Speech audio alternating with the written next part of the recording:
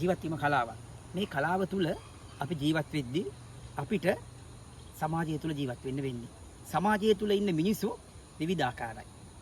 එක වෙලාවට වෙනස් වෙන මිනිස්සු ඉන්නවා. මම මෙහෙම කතා කරද්දී ඔයාලට ඒ වගේ චරිත මතක් වෙන්න පුළුවන්. මං අදත් ඒ වගේ ලස්සන කතාවක් අරගෙන ඔයාලා ගාවට එන්නේ. තින්ත බාල්දියට වැටුණු නරියව අලුත් සතෙක් කියලා හිතාගෙන කැලේ සත්තු එකතු වෙලා මේ නරියව රජකමට පත් කරගත්තා. හැබැයි වැඩි කාලයක් ගියේ නෑ. මේ රජකමට පත් වුණු නරියා කැලේ ඉන්න නසරාණි නරිත් එක්ක එකතු වෙලා හූ කියන්න පටන් ගත්තා. ඉතින් ඒ නරියාගේ ගතිය නරියට රජකම ලැබුණත් වාසිය ලැබුණත් අවස්ථාව ලැබුණත් සැප වැඩි වුණත් නරියට නරියාගේ ගතිය මතු වෙනවා. මම මෙහෙම කියන්නේ අපිට දැනිලා ඇති, දැකලා ඇති, දැනෙනවා ඇති සමාජයේ ඒ වගේ කපටි මිනිස්සු ඉන්නවා. ඒ කපටිකම ඉඳලා හිටලා හරි මතුවෙන අවස්ථා එනවා. අපි කොච්චර තැන දුන්නත් කපටිකමින් කරන වැඩ කරන මිනිස්සු ඕන තරම් ඉන්නවා. තැනට, වෙලාවට, අවස්ථාවට වගකීමක් දන්නේ නැති තනතුරක් තුල ඉඳගෙන ඒක හරියට පාවිච්චි කරන්න දෙන්නේ නැති සමාජයේ ඕන තරම් කට්ටිය අපි දැකලා ඇති.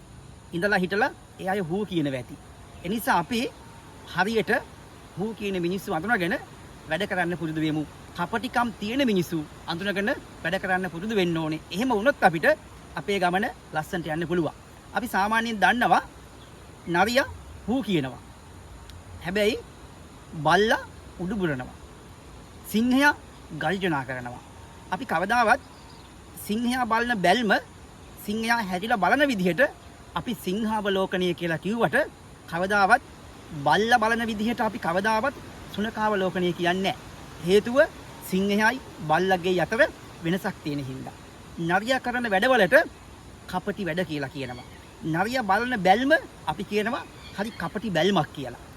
බල්ලා කරන වැඩවලට අපි කියනවා බලු වැඩ කියලා. ඒත් එක්කම බල්ලා හැසිරෙන විදිහට අපි කියනවා ඒ බල්ලගේ ගතිය කියලා.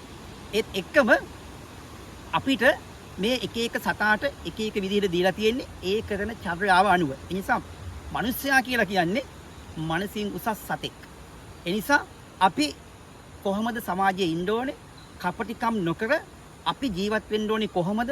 තව කෙනෙක්ගෙන් මේ මිනිස්සයා කපටි මිනිස්සෙක් කියන බව කියවෙන්නේ නැති විදිහට වැඩ කරනවා නම් අපිට පුළුවන් අපේ ජීවිතය හරියට අරගෙන යන්න. ඒ නිසා සමාජයේට ජීවත් වීමේ කලාව තුළ අපි යමක් වැඩක් කරන පිරිසක් විදිහට සමාජයේ ආදර්ශවත්ව හිටියොත් අපිට පුළුවන් හිත දවස ලස්සන කරගන්න. එහෙම වුණොත් එහෙම ඔයාලට ජීවත් වීමේ කලාව තුළ ලස්සන පුරවැසියෙක් වෙන්න පුළුවන්. ජීවත් වීමේ කලාව තුළ ආයෙත් මේ වගේ ලස්සන කතාවක් අරගෙන මං ආයෙ දවසක ඔයාලා ගාවට එනවා. මං එනකන් බලන් ඉන්න.